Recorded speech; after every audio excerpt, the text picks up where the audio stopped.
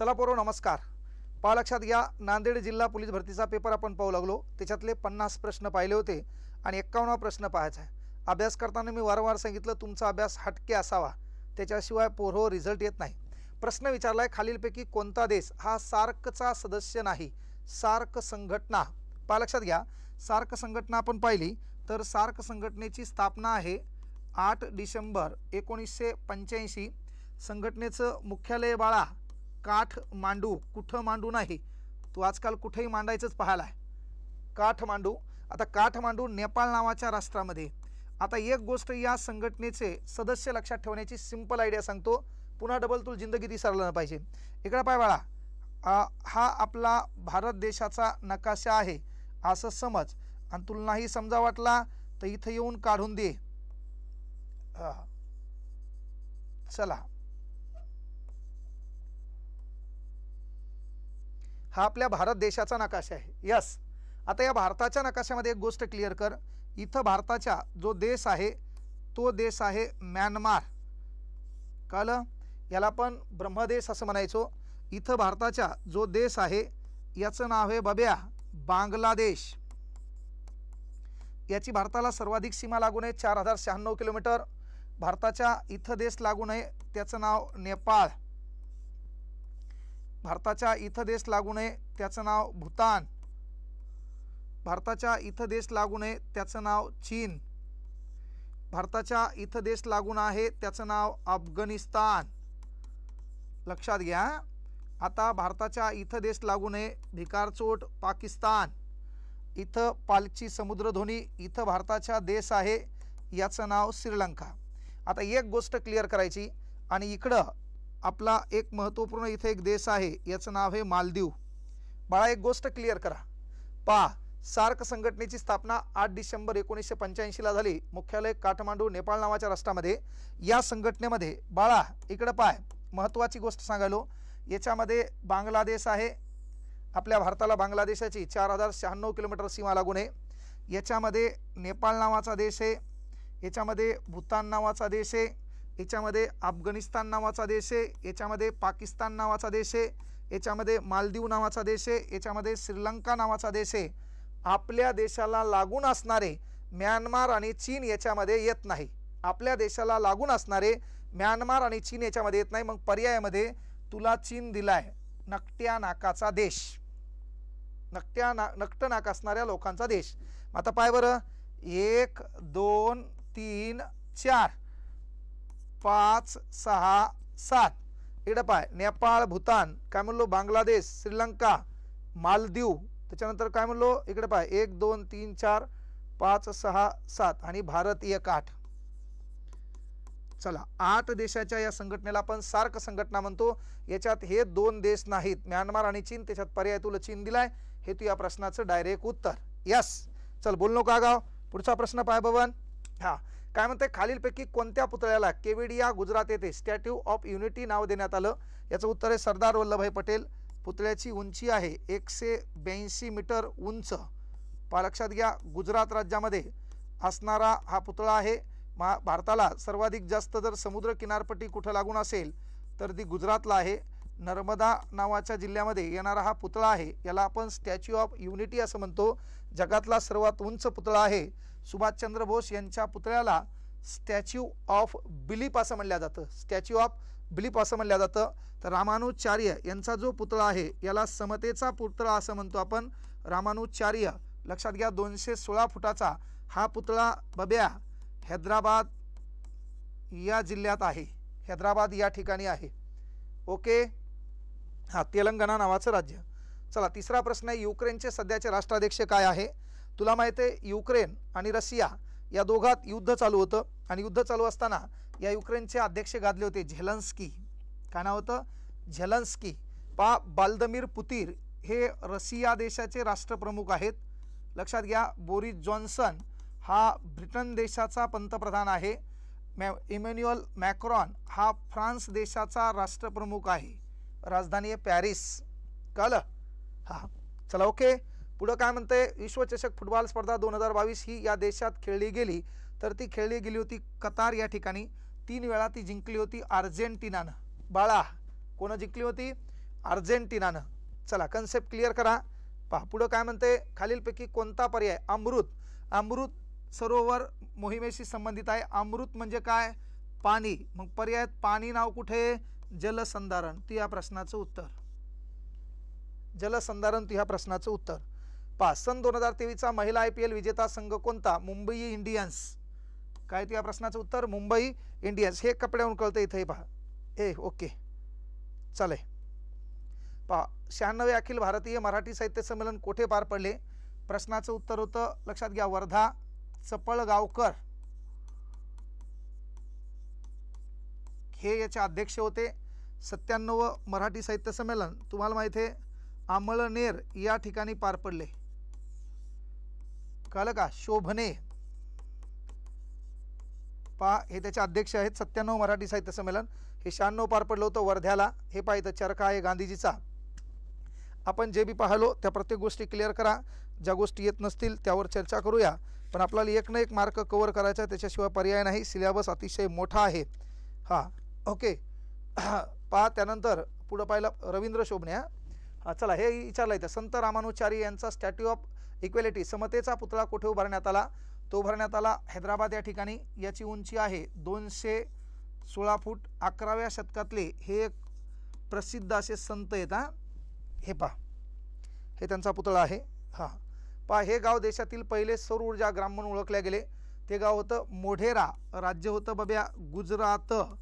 तुम्हाला प्रश्न विचारला गेला, हे जसं सौर ऊर्जा ग्राम आहे तसं भारतातलं पहिलं साक्षर ग्राम आहे कोणतं रे, कोट्टायाम. कोणतं गाव आहे, कोट्टायाम. तुला विचारलं पुस्तकांचं गाव, पुस्तकाचं गाव कुठे, पुस्तकाचं गाव आहे सातारा जिल्ह्यामध्ये. मग पुस्तकाच्या गावाचं नाव काय रे, भिलार. पुस्तकाच्या गावाचं नाव आहे भिलार. तुला विचारलं कवितांचं गाव, मग कविताचं गाव काय आहे, कविता म्हणजे ती नाही कविता, आपण कविता करतो त्या कवितांचं गाव आहे उभा दांडा.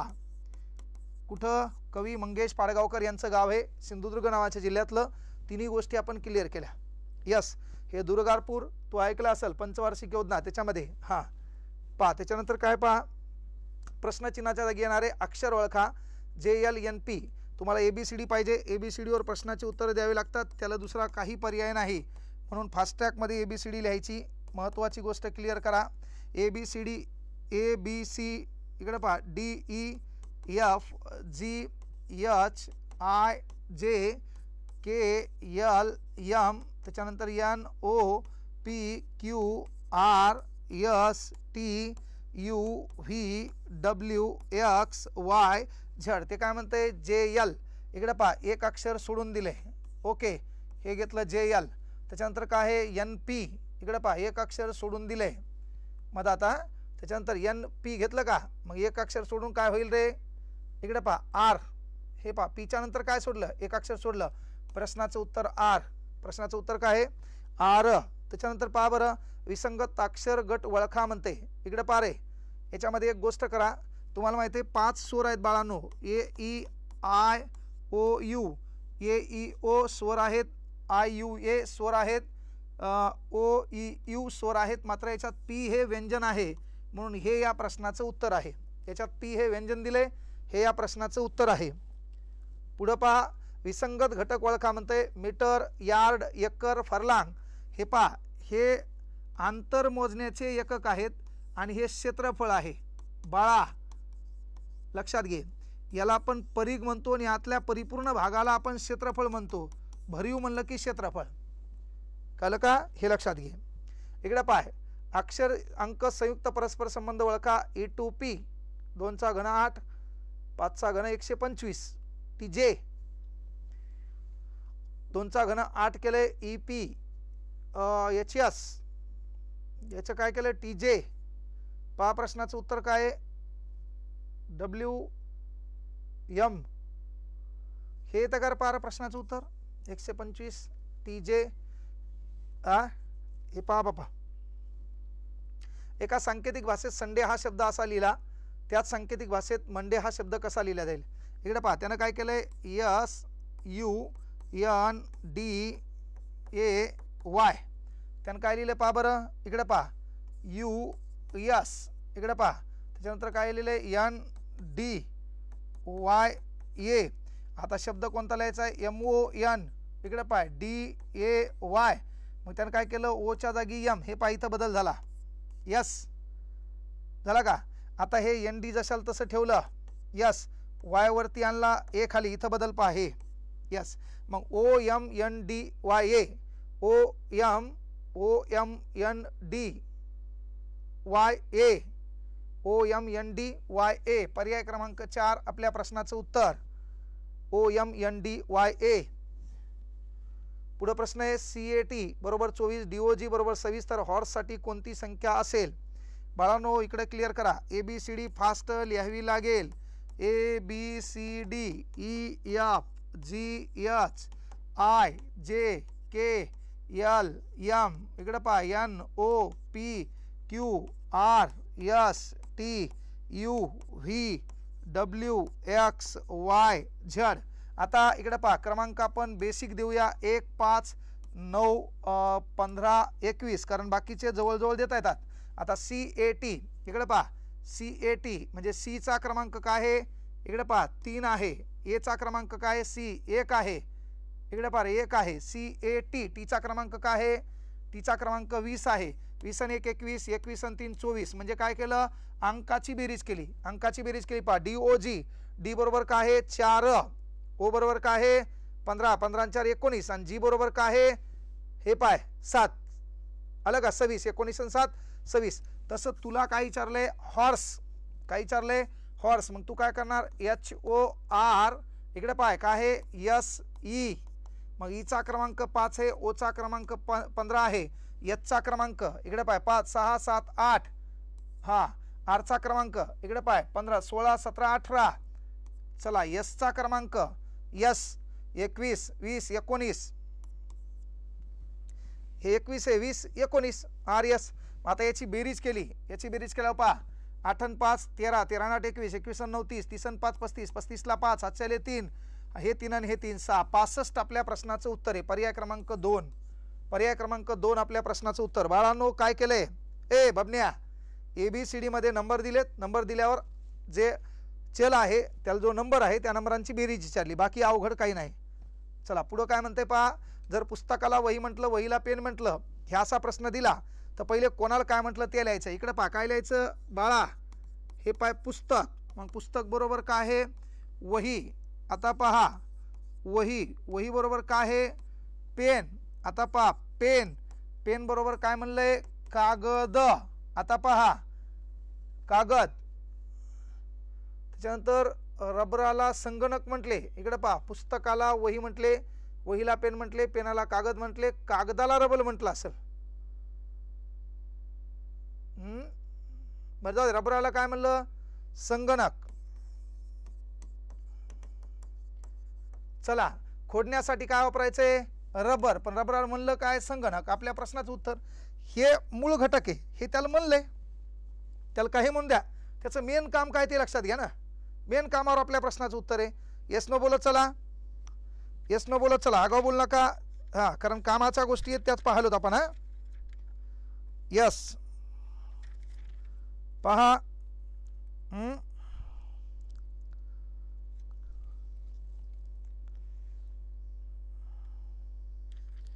पहा बरं. हा ए बाळांनो हा पहा, ज्या ठिकाणी येणारे अक्षर ओळखा. आता यानं काय केलं माहिती आहे का, ABCD जर तुम्ही पाहिली, ABCD पाहिली तर ते काय केलं माहिती आहे का, जर आपण असं गेलो असं, इकडे पहा D, इकडे पहा DEFGHIJKLMNOPQR, इथं उत्तर R झालं उत्तर प्रश्नाचं. हे असं फिरत गेलो आपण, हे असं कळलं का. असं पुन्हा महत्वाची गोष्ट असं आपल्या प्रश्नाचं उत्तर R. चला खालील मालिकेत प्रश्नचिन्हाच्या जागी काय येईल ते पहा. आता असा प्रश्न विचारला एक तर फरक नाही तर गुणाकार भागाकारावर असते. मग आता काय केलं इकडे पहा 17,25,33,41,49. मग या दोघातला फरक पाय 25 मधल्यावर 5 आणि 20 मधले 3 8. या दोघातला फरक पाय 30 मधले 5 वरचे 3 8. या दोघातला फरक पाय वरचे मधले 7 वरचा 1 8. आता या दोघातला फरक पाय 41 अधिक 8 49. आता याच्यातला 8चा फरक याच्यात मिळवायचा, मग 9 आणि 8 बाळा 9 आणि 8 17. चला एक प्रश्नाचं उत्तर 57. कुठे आहे? पर्याय क्रमांक 1. प्रश्नाचं उत्तर 57, पर्याय क्रमांक 1. चला पुढचा प्रश्न काय दिले इकडे पहा. आता 3 डबे दिले, त्या 3 डब्यामध्ये संख्या दिल्यात आणि तिसऱ्यावरून पहिल्या 2चा नियम तिसऱ्यात वापरून उत्तर काढायचे. त्यानं काय केलं पाहायचं, पहिले काही बसतंय का? 30/2 15 अधिक 17 12/9 नाही बसत. हा इकडे पहा, झालं उत्तर. लक्षात घ्या पोरं कसं. त्यानं काय केलं 30ची निमपट केली, काय आलं उत्तर 15. हे 15 याच्यात मिळवले. चला काय आलं उत्तर 17. आता या 12ची निमपट केली 6, हे 6 याच्यात मिळवले, काय आलं उत्तर 9 आणि 6 आलं का 15. तसं 32ची निमपट केली 16, 16 मध्ये 7 मिळवले, मग 16 आणि 7 16 आणि 7 रे 23. हे तुझ्या प्रश्नाचं उत्तर 16 आणि 7 23. समजलाय प्रश्न? हा, कारण कन्सेप्ट क्लिअर करा. ज्या गोष्टी समजत नाही त्या विचारत चला, आगाव बोलायला वेळ नाही. प्रश्नात दिलेल्या संचासाठी पर्यायातील कोणती आकृती योग्य आहे ते निवडा. आशिया खंड आहे, त्याच्यात भारत आणि पाकिस्तान आहेत, मग हा आशिया खंड आहे आणि इथं आपला देश आहे भारत, तो मोठा आहे आणि बारीकसं भांडगुळ आहे त्याचं नाव पाकिस्तान आहे. मग असं कुठं दिलंय पहा बरं. हे पहिल्याच आकृतीत दिलंय का? नाही. आपलं काय असं एवढं चांगलं आहे का? नाही. मग आपण एकात्मेकात आहे का? नाही. आशिया खंडामध्ये भारत आणि पाकिस्तान, हा झाला आशिया खंड, हा भारत, हे पाकिस्तान. आकृती क्रमांक 1. चला पुढं काय आहे? m वर्ग मायनस am अधिक 7 या बहुपदीची किंमत m बरोबर इथं 1 द्यावं लागेल. 1 असेल, प्लस 1 असताना 10 असेल तर याची किंमत काढा. इकडे पहा, m ची किंमत 1 आहे. m ची किंमत काय आहे? 1 आहे. m वर्ग am अधिक 7 बरोबर किंमत आहे म्हणते 10. आता मला सांग याची m ची किंमत 1 घेतली, 1चा वर्ग इकडे पाय a मायनस 1 अधिक 7 बरोबर काय 10. आता मला सांग बाळा, हे 1चा वर्ग 1 इकडे पाय ऋण गुणिले ऋण धन झालं, कळलं का? मग काय झाले प्लस 1 इकडे पाय अधिक 7 ए बरोबर 10. ये इकडं आलं 7 आणि 1 8 बरोबर 10. मग ये बरोबर 10 अधिक 8 पुढं मायनस झाले. याची किंमत काय आली 2. याची किंमत काय आली 2. प्रश्न समजला का पहा? Yes no. अरे हे मायनस याला लागून आहे ना, ए गुणिले 1 1 ये किंमत आहे ती. एम ची किंमत दिली आपण, तर हे ऋण गुणिले ऋण धन धन ये झाला. मग हे 1 अधिक 7 8. ओके, म्हणून ए बरोबर किंमत काय आली 2. ए बरोबर किंमत 2 आणि पर्यायात किंमत टाकून टाका तरी उत्तर येते. तुम्ही पर्यायात जरी किंमत टाकली तरी उत्तर येते ना. समजलं का? चला, आई व मुलगा यांच्या वयाची बेरीज 45 आहे. पहा, वयाच्या दुपटीतून मुलाचे वय वजा केले तर वजाबाकी 54 येते, तर आई व मुलांचे वय काढा. असा प्रश्न असेल हा. आईच्या वयाच्या दुपटीतून मुलाचे वय वजा केले तर वजाबाकी 54 येते, तर आई व मुलाचे वय काढा. आता एक काम करू, आपण काय करू, या ठिकाणी आई आहे, आपल्याला आईचं वय पहिले विचारले, आई x मानू, आणि आपल्याला मुलगा विचारलाय, मुलाचं वय y मानू. ते काय म्हणतं, या दोघांच्या वयाची बेरीज ए बाळा 45 आहे. आता ते काय म्हणतंय, आईच्या वयाची दुप्पट म्हणजे 2x आणि मुलाचं वय y जर वजा केलं तर 54 मिळते. झालं समीकरण 1. समीकरण 2 इकडे पाय, मुलगा आईचं वय घेतलं x, मुलाचं वय घेतलं y, दोघांच्या वयाची बेरीज 45. आता आईच्या वयाची दुप्पट म्हणजे 2x, त्याच्यातून मुलाचं वय y वजा केलं तर 54 मिळते.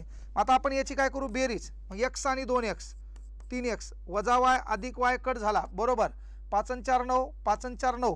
मग x बरोबर 99, 3 गुणाकारातले भागाकारात x ची किंमत आली 33. x ची किंमत काय आली 33. 33 कोणाचं वय आहे? आईचं. मग आता पहा, दोघांच्या वयाची बेरीज किती आहे 45, त्याच्यातून आईचं वय 33 गेलं, 5 मधून 3 गेले 2, 4तून 3 गेला 1. मग मुलाचं वय काय आहे 12. मग आईचं वय 33, मुलाचं वय 12. पर्याय क्रमांक 1 आपल्या प्रश्नाचं उत्तर. पर्याय क्रमांक 1 काय आहे आपल्या प्रश्नाचं उत्तर. जिथल्या तिथंच हा, फास्टमध्ये काढला आपण, लय मोठा ताण घ्यायचा नाही. पर्यायातून गेलं तरी कळतंय तुला. पण आईचं वय 33, मुलाचं वय 12, दोघांच्या वयाची बेरीज 45 आहे. ते काय म्हणतंय, आईच्या वयाची दुप्पट 66, याच्यातून मुलाचं वय गेलं तर उत्तर काय येतंय 54. पाय 6 मधून 2 गेले 4, 6 मधून 1 गेला 5. नाही कन्सेप्ट, प्रश्न समजून घ्यायचा मनातल्या मनात. आईच्या वयाच्या दुपटीमधून मुलाचे वय वजा केले तर वजाबाकी 54 येते. Concept clear? यस. चला पुढचा प्रश्न पहा. पुढचा प्रश्न काय, आता याची बेरीज विचारली, याची बेरीज म्हणल्यावर तुला तशी नसेल तर अशी कर बापा, हे अशी, हा याच्यात काय होतं अवघड, हा ए बाबण्या त्याच्यात हे मायनस आहेत मायनस, मग इकडे पाय हे पण याच्यात मांडायचे, प्लस चिन्हांची पहिले बेरीज, मग 8 आणि 6 14, हातचाला 1 3, 5 आणि 3 8, 8 आणि 6 14, हातचाला 1 9 आणि 1 10, 10 आणि 9 19, हातचाला 1 5, 5 आणि 2 7, 7 आणि 7 14, त्याच्यातून हे वजा केले किती, हा तू उत्तर 4तून 0 गेला 4, याचा हातचा 14, इथं उरले 8, 14तून 5 गेले 14तून 5 गेले 9, 8तून 0 गेला 8, 14तून 8 गेले 6, 6894, 6894, 6894, यस. हे जर असं दिलं कधी 2 अधिक 3 मायनस 4 अधिक 5, तर पहिले प्लसची बेरीज करायची आणि मग शेवटी हे मायनस करायचे असतात. याच्यातून मायनस करायला जाशील मग उत्तर येणार नाही तुला. 2956 मधून 8050 जाई ना, तू बी मेला, गणित बी मेलं. हा चल, याची कार्यक्षमता बी पेक्षा दुप्पट आहे. जर दोघे मिळून एक काम 14 दिवसात पूर्ण करत असतील तर ए एकटा ते काम किती दिवसात पूर्ण करतो. बाळा, हा ए नावाचा व्यक्ती आहे, हा बी नावाचा व्यक्ती आहे. इकडे पाय, काम कार्यक्षमता दुप्पट आहे, म्हणजे जर याला 1 दिवस लागत असेल तर याला 2 दिवस लागायला पाहिजे. का, हा एका दिवसात एक भिंत बांधायला आहे, हा 2 दिवसात एक बांधायला आहे, म्हणजे हा 2 दिवसात 2 भिंती बांधल. जेवढा कार्यकाल कमी तेवढी त्याच्या कामाची कार्यक्षमता जास्त. हे पण जर मी मला याच्यात दुप्पट रक्कम कोणाकडे, उत्तर बी कड. पण मी म्हणलं दुप्पट काम कोणाचं आहे, ए कडं. मग कॉमन गोष्ट आहे, मी काय केलं, एचं काम एक्स मानलं, काम आपण छेदात लिहितो. बीचं काम त्याला 2 दिवस लागले, कारण हा याच्यापेक्षा दुप्पट काम करतो. हा 2 दिवसात काय करेल, 2 भिंती बांधतो, हा 2 दिवसात एकच बांधायला आहे. मग आता या दोघांचं काम काय आहे, इकडे पाय, दोघांचं काम काय आहे, 14 दिवस, 1/14.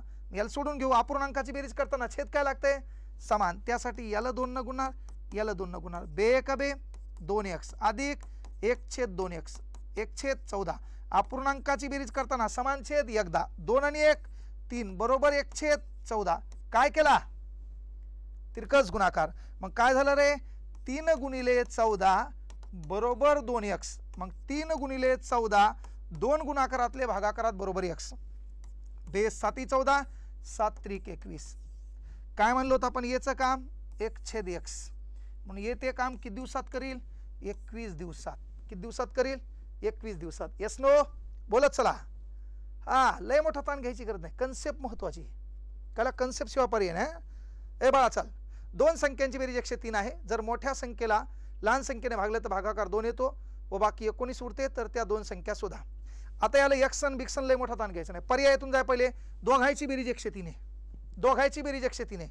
हे पाय, 8 आणि 5 13, हातचाला 1 3 आणि 7 10. चला ह्या पर्यायावर विचार करू. ते काय म्हणतंय, या संख्येला काय म्हणतंय, मोठ्या संख्येला लहान संख्येने भागले 28, तर भागाकार 2 येतो. 28 दोन्ही 56, 28 दोन्ही 56, ते 4 ते 5 आणि मधले 10 19 उरले. नाही कळायला वाटते. इकडे पहा, 28 दोन्ही 56, 60 मधले 4, 60 ते 70 मधले 10 आणि ते 75 मधले 5 19 उरले. झाला पर्याय तो उत्तर. लय मोठं बेजार व्हायची गरज नाही. यस, चलो आगे. एक चाक 88 किलोमीटर अंतर कापायला 1000 चक्रा लावते, तर चाकाची त्रिज्या किती म्हणते. एक चाक 88 किलोमीटर अंतर कापायला किती चक्रा लावाले, 88 किलोमीटर अंतर कापायला 1000 चक्रा लावते. प्रश्न नीट समजून घ्या. हे पाय, हे चाक आहे, कळलं, हे अंतर आहे, अंतर काय आहे 88 किलोमीटर. किती किलोमीटर आहे, 88 किलोमीटर. इकडे पाय, मग 88,000 मीटर भागिले ह्या चक्रा, मग हे किती आहे 88. हा काय झाला बबन्या, परीख. मग परीख बरोबर 2πr. मग 2 गुणिले 22/7 गुणिले r. तुला विचारले काय, चाकाची त्रिज्या, त्रिज्या म्हणजे r. आता बरोबर तू हा परीख किती आहे, इकडे पाय ना, 88 किलोमीटर अंतर आहे. हे तू चक्रा मारतो 1000, मग 88 किलोमीटरला आपण मीटरमध्ये केलं, 1 किलोमीटर बरोबर 1000 मीटर, तर 88 किलोमीटर बरोबर 88,000 मीटर भागिले 1000 चक्रा. तू हा परीख मिळाला 88. मग काय केलं, हे 7 कशात आहेत, भागाकारात. इकडे कुठे गेले, गुणाकारात. मग इकडे पाय, ए बाबन्या, 2 गुणिले 22 गुणिले r बरोबर 88 गुणिले 7. मग 88 गुणिले 7 हे 22 आणि 2 गुणाकारातले समोर भागाकारात बरोबर आर 22 चोक 88 बे दोन्ही 4 7 दोन्ही 14 सेंटीमीटर त्रिज्या 14 मीटर त्रिज्या एक मीटर मध्ये ना मीटर मध्ये केलं ना पण 14 मीटर त्रिज्या समजलं का नाही बबन्या इकडे पाय 88,000 मीटर मध्ये 1,000 राऊंड 1,000 चक्रात एक चक्कर ही एक चक्कर 88 मग हे झाला परीघ परीघ म्हणजे 2 पाय आर 2 गुणिले 22 7 गुणिले आर 7 भागाकारातले गुणाकारात 2 आणि 22 गुणाकारातले भागाकारात 14 मीटर 14 मीटर 14 मीटर चला एक रक्कम सरळ व्याजावर 3 वर्षात रुपये 1060 16 आणि 7 वर्षात रुपये 1304 होते तर ती रक्कम आणि व्याजदर माहिती करा लय मोठा ताण घ्यायचा नाही ॲप मध्ये सकाळीच पाहिले बाळा इकडे पहा इथं लिहायचं राशीतील फरकाला सरळ व्याज समजावे लिहून टाकायचं डायरेक्ट हायलाइट लिहून टाकायचं राशीतील फरकाला सरळ व्याज समजावे मग काय कर मोठं वर्ष त्याची रास 1304 आता इकडे पहा लहान वर्ष त्याची रास 1016 चला याची वजाबाकी 7 वर्षातून 3 वर्षे गेले 7 वर्षातून 3 वर्षे गेले बबन्या 4 वर्ष 7 वर्षातून 3 वर्षे गेले 4 वर्षे आता इकडे पाय 4तून 6 जात नाहीत इकडे पाय 3 या 3चा आजचा इथं उरले 2 या 10चा आजचा इथं 14 इथं उरले 9 14तून 6 गेले 8 9तून 1 गेला 8 इकडे पाय 2तून 0 गेला 2 मग हे किती वर्षाचं व्याज आहे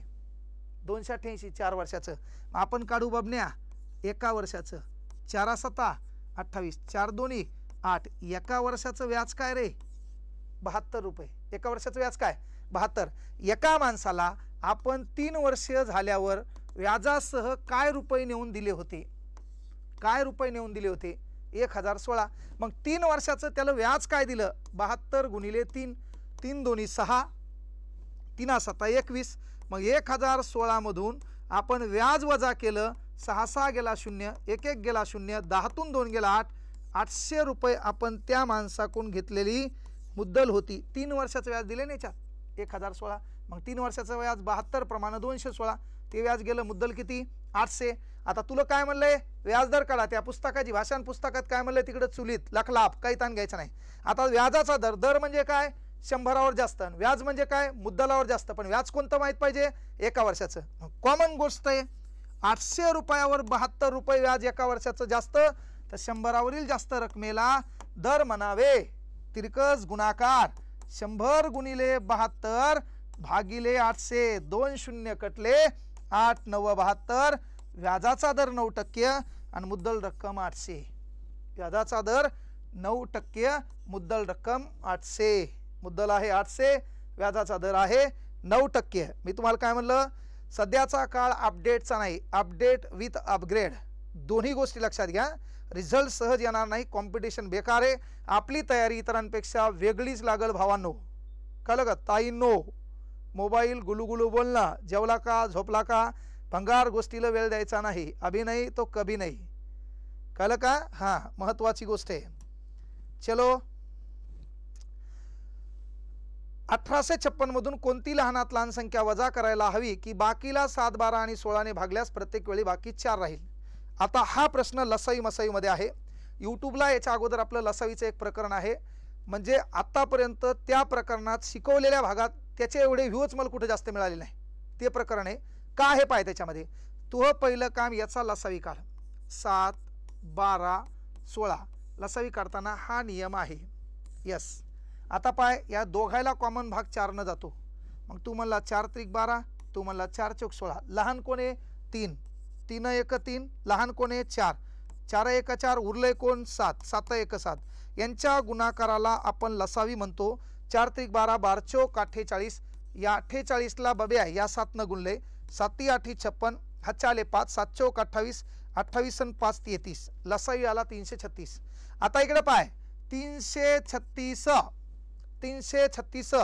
आणि उरतात 4 म्हणते नंतर त्या लसावीनं भाग देऊन 4 मिळवायचे आता मला सांग 336 आहे भाग येईल द्यायचा आहे मग तू जर म्हणला 3 सका 18 तर 36 पुन्हा 6 न गुणल्यावर 56 पेक्षा मोठे होतील मग तो हा भाग बसल 336 गुणिले 5 3 5 15 म्हणलं तर जमते मागे पण 3 स 18 म्हणजे 1800 तर 300चेच व्हायलेत, या 36चे पुढे चालले का नाही. मग आपण याला गुणलं 5 बाबन्या.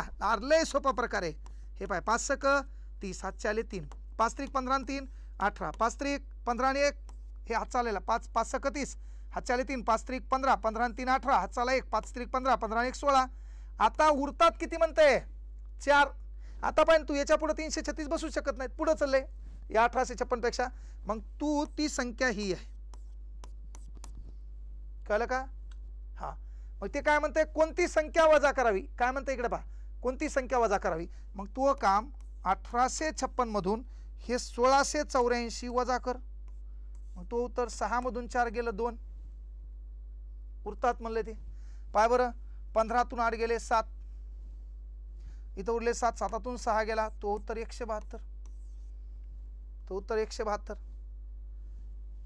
इकडे पाय लसावी काढा 336. पहिले आपल्याला 336 न भाग देताना काय करावं लागेल की याच्या खाली भाग बसला पाहिजे. आपण 6 न गुणलं तर 3 स 18 म्हणजे 300 गुणिले 6 1800 व्हायलेत, आणि 36 ला पुन्हा 6 न गुणल्यावर त्याचा उत्तर याच्या पुढे चाललं की नाही 56च्या 36 दोन्हीच 72 व्हायले, तर 6 म्हणते ते. मग आपल्याला भाग बसला 5च, मग 5चा बसल्यावर उरतात बाकी म्हणते, उरतात म्हणल्यावर प्लस हे पाय. मग तुमची ही संख्या आहे 1684. म्हणजे 1684 या संख्येला 336 न भाग जातो आणि बाकी किती उरते 4. पण ते म्हणते या संख्येतून वजा केल्यावर असं कधी घडल, तर मग त्या संख्येतून ही संख्या वजा केल्यावर असं घडल. तुमचं उत्तर 1684 येईल. 4 उरतात म्हणजे शिल्लक आहेत, तर 1680 तुमचा भाग जाईल. यस, कांगणे सर जिंदाबाद. जागतिक मराठी दिवस कधी आहे, जागतिक मराठी दिवस. आता मुळात हा प्रश्न राज्यस्तरावर असतो, याचं उत्तर आहे 27 फेब्रुवारी. वी वा शिरवाडकर, वी वा शिरवाडकर यांचा लक्षात घ्या जन्मदिवस मराठी भाषा दिन म्हणून आपण साजरा करतो. यांचं टोपण नाव कुसुमाग्रज आहे, टोपण नाव कुसुमाग्रज आहे. महत्त्वपूर्ण गोष्ट अशी की यांना लक्षात घ्या ज्ञानपीठ पुरस्कार मिळालेला आहे. ज्ञानपीठ पुरस्कार. विशाखा नावाचा काव्यसंग्रह, मराठी साहित्यकांना 4 वेळा ज्ञानपीठ पुरस्कार मिळाला आहे. त्यामध्ये महत्त्वाची गोष्ट लक्षात घ्या, आपल्याला प्रश्न कसा बी विचारला चाललाय तर आपल्याला यायला पाहिजे. भालचंद्र नेमाडे, विदा करंदीकर, वि वा शिरवाडकर, वि स खांडेकर. यस, ययाती विशाखा अष्टदर्शने हिंदू जगण्याची समृद्ध एक अडगळ. क्लिअर. चलो, मराठी भाषा लेखनासाठी लिपीचा वापर करतात, हे तुला येत नसेल स्पर्धा परीक्षा सोडून दे, मही कळकळीची विनंती आहे. क च ट त प हे परंपरागत व्यंजन ध्वनी कोणत्या प्रकारात येतात, ते अल्प प्राण आहे. महाप्राण ह असते, ख घ है ना. हां, तर लक्षात घे. ज्या वर्णाचा उच्चार स्पष्ट करण्यासाठी स्वराचे साह्य घ्यावा लागते त्याला आपण व्यंजन म्हणतो, त्याला आपण काय म्हणतो व्यंजन. हे बेसिक मराठी व्याकरण आपल्याला येते, त्याच्यात PhD मात्र केलं नाही. जसं आपल्याला GK मध्ये PhD करायला आवडली. दिगंत या शब्दाचा संधीचा खालील योग्य पर्याय निवडा. याचं उत्तर आहे दिक अधिक अंतर, दिक अधिक अंतर. हां, इकडे पहा, मनस्ताप हा शब्द खालीलपैकी कोणत्या संधीचे उदाहरण आहे. पहा बरं, काय विसर्ग संधी का, मन अ मनस्ताप. हां, विसर्ग संधीचं उदाहरण आहे बाळा. पुढं काय पहा, गाळलेला शब्द भरा, अवयवालाच म्हणतात. कोणत्या रे, विकारी शब्द काय म्हणले ते कळलं नाही. गाळलेला शब्द भरा, अवयवालाच म्हणतात. विकारी शब्द पण कोणत्या, अवयवालाच विकारी शब्द म्हणतात ते पहा. हे काही मला कळलं नाही. आणि या शब्दाची जात ओळखा. हे उभ्यान्न व्यावे, आणि अथवा पण परंतु किंवा जर तर म्हणून म्हणजे असं काहीतरी आहे त्याच्यात. चला, शहाणा शहाणपण, हां, गरीब गरिबी है ना, आहे का नाही, श्रीमंत श्रीमंती. तर हे भाववाचक नाम, डुडुंग टुटुंग.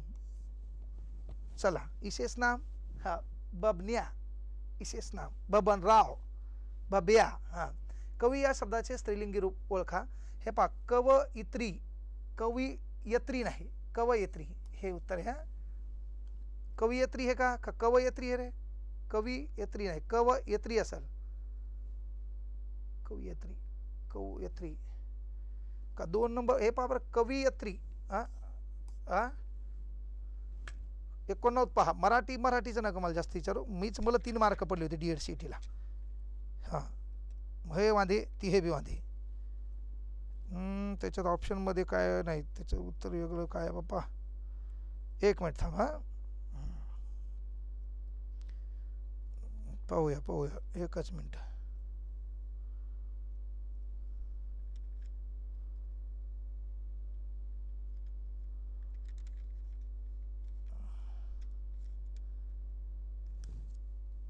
हेच उत्तर बरोबर आहे पुरो. हो, तेच उत्तर बरोबर आहे. ऑप्शनमध्ये पहा बहुतेक. हा, उद्या सांगा मला. देव या शब्दाचा अनेक अर्थी देवच होते. शाळा, उंदीर, उंदीर है ना, ते आहे. पहा, वाक्यात येणाऱ्या प्रत्येक शब्दाचं व्याकरण विषयक संपूर्ण माहिती सांगता येणार आहे. याला काय म्हणतात? व्याकरण चालवणे किंवा पद परिस्फोट असं म्हणतात. हा, व्याकरण चालवणे किंवा पद परिस्फोट असं म्हणतात. लोकांनी आपण होऊन सर्वदान केले. वाक्यातील आपण, आपण आलं की आत्मवाचक सर्वनाम आलं का? हां, चला पहा, अक्षयला 12 भाषा येतात. वाक्याला किती अधोरेखित शब्दाची जात ओळखा. 12 भाषा येतात. इकडे पहा, भाषाबद्दल काय सांगितलं? विशेष माहिती. यस, विशेषण. हां, नामाबद्दल अधिक माहिती सांगणार. खालीलपैकी कोणता शब्द विशेषण नाही ते ओळखा. मी, तू कसा विशेषण होईल? तू विशेषच नाही तर तू कसा विशेषण होईल? हां, लक्षात घे, सोडून दे, जाऊ दे. धातू म्हणजे काय? काय रे? शब्दाचे सामान्य रूप, शब्दयोगी अवयव प्रकार, क्रियाविशेषण अव्यय, प्रत्ययविरहित क्रियावाचक शब्द. चलो, मी घरी पोहोचण्यापूर्वी सांजवले. हे सांजवले म्हणलं, सांजवले है का? भाव करतो क्रियापद. यस, सांजवले. हा, मी चेंडू खेळतो या वाक्याचा काळ ओळखा. कोणता रे? खेळतो. चालू वर्तमान काळ, साधा वर्तमान काळ. साधा वर्तमान काळ आहे का? साधावर. खेळतो, राईट. तो नेहमीच उशिरा येत असतो. असतो म्हणल्यावर वर्तमान काळ आहे. आणि क्रिया अशी रीत दाखवली, त्याची रीत, सवय. रीती वर्तमान काळ. हे रीती वर्तमान काळ. बब्या, त्रिशंकू म्हणजे काय? अंधांतरी, ज्याचं काहीच खरं नाही. हा, म्हणजे नगर कान घाट का, कुठंच त्याचं टिकत नाही. त्रिशंकू कार्यक्रम आहे त्याचा. 3 तिघाडा काम बिघाडा म्हणतो ना आपण, तसं. पुढील म्हणीचा अर्थ ओळखा. घरोघरी मातीच्या चुली. सर्वत्र परिस्थिती सारखीच आहे. आपण उगा भपाऱ्या मारू नये. सर्वांच्या ठिकाणी त्याच गोष्टी आहेत. प्रत्येकाचीच बायको नवऱ्याला हाणती. हां, म्हणून घरोघरी मातीच्या चुली. चला, हा पेपर आपण पाहिला आहे. याच्यानंतर उद्या आपला नवीन पेपर, नवीन कन्सेप्टमध्ये अतिशय GK, गणित, बुद्धिमत्ता आणि मराठीचं मला जेवढं जमतं त्या पद्धतीने सांगण्याचा प्रयत्न करेल. ओके. हां, असेच आत्तापर्यंत आपण अभ्यास केला आहे. पुन्हा अभ्यास करा. आणि महत्त्वाची गोष्ट, 7 राहू दिली तशीच राहू द्या. मै 7 तुम्हाला, तुमची 7 मला, दोघंही मोठं होऊ. ओके, चालतंय. थांबतो या ठिकाणी. उद्या भेटू याच ठिकाणी, याच वेळेला, आपल्याच यूट्यूब चॅनलला. तत्पूर्वी शुभरात्री, जय हिंद, जय महाराष्ट्र. उद्या यायलो मी मेहकर या ठिकाणी बाबा. हां, कळलं का? उद्या मेहकरला कार्यक्रम आहे. हां, त्या कार्यक्रमाला भेटू संध्याकाळी 7 वाजता. मेहकर, जिल्हा बुलढाणा, 13 तालुके असणारा महाराष्ट्रातला एकमेव जिल्हा. ओके.